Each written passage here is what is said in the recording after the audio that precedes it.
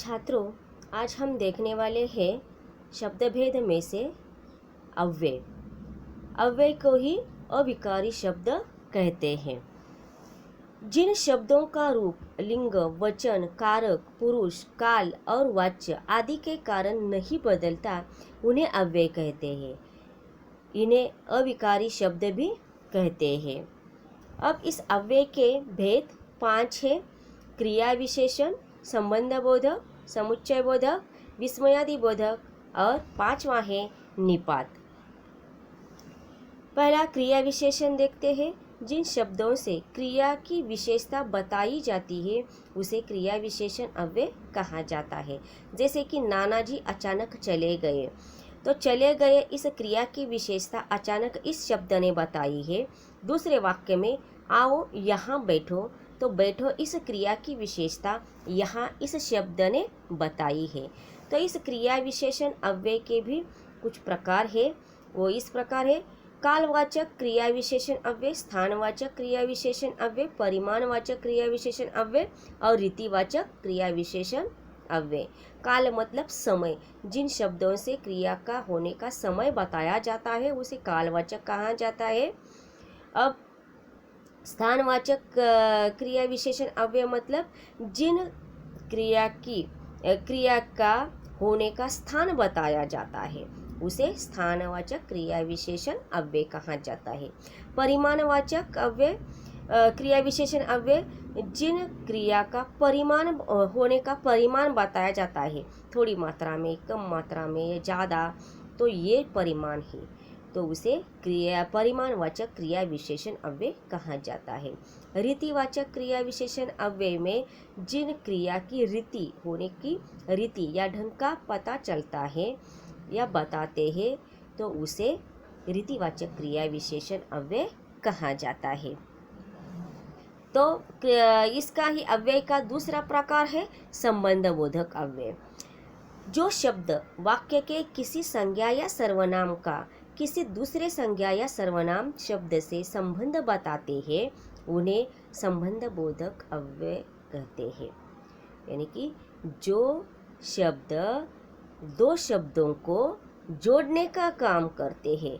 यहाँ ट्रिक क्या है, या इस संबंध बोधक की ट्रिक हम बताते हैं कि जो शब्द दो शब्दों को जोड़ने का काम करता है उसे संबंध बोधक अव्यय कहा जाता है। जैसे कि के, की, से ये आ जाते हैं। तो ऐसे ही शब्द देखिए अन्य संबंध बोधक: के बाहर, के सामने, के अंदर, के मारे, के पीछे, के आगे, के भीतर, के समान, के साथ, की ओर, की तरह, की तरफ, ऐसे शब्द वाक्यों में आ जाते हैं। तो किस प्रकार से संबंध बताते हैं ये भी हम वाक्य के द्वारा देखते हैं। यात्री पेड़ के नीचे बैठा है, घर के पास मंदिर है, छत पर मोर बैठा है। तो यहाँ पर के नीचे, के पास, पर, ये सभी संबंध बताने वाले शब्द है। यानी कि दो शब्दों को मिलाने का कार्य इन शब्दों ने किया है। अगला देखते हैं समुच्चय बोधक या योजक अव्यय।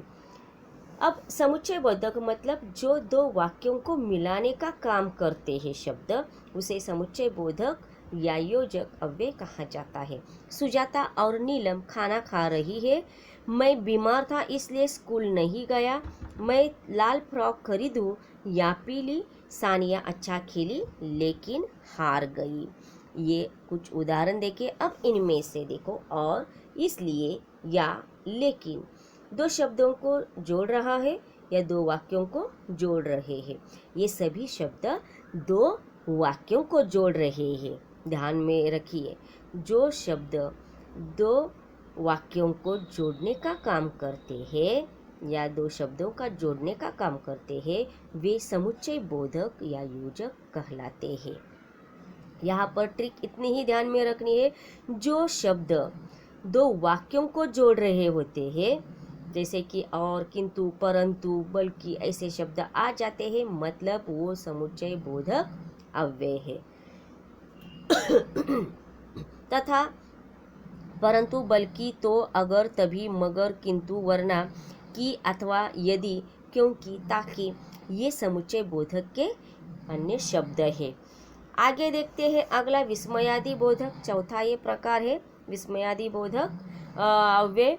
अब इसमें विस्मयादि बोधक का चिन्ह होता है और जहाँ पर हमें आनंद होता है या घृणा व्यक्त करनी होती है या आश्चर्य व्यक्त करना होता है, ऐसे समय में जिन शब्दों का हम उपयोग करते हैं उसके आगे विस्मयादि बोधक चिन्ह लगाते हैं। ऐसे सभी शब्द अगर वाक्य में आते हैं तो उसे विस्मयादि बोधक वाक्य या विस्मयादि बोधक अव्यय कहा जाता है। उदाहरण देखिए, आहा कितना सुंदर फूल है, छी छी कितनी गंदगी है।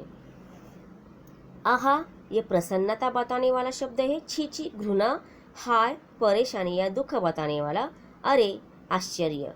तो यहाँ पर प्रसन्नता, घृणा, परेशानी या दुख या आश्चर्य ये सभी विस्मयादि बोधक शब्द हो गए, यानी कि ये विस्मयादि बोधक अव्यय। ऐसे शब्द अगर वाक्य में आ जाते हैं और आगे विस्मयादि बोधक चिन्ह होता है तो वो विस्मयादि बोधक अव्यय कहलाता है।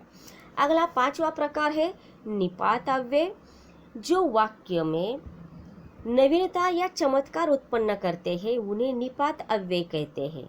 जो अव्यय शब्द किसी शब्द या पद के पीछे लगकर उसके अर्थ में विशेष बल लाते हैं उन्हें निपात अव्यय कहते हैं। इसे अवधारक शब्द भी कहते हैं। उदाहरण देखिए, राम ने ही रावण को मारा था, रमेश भी दिल्ली जाएगा।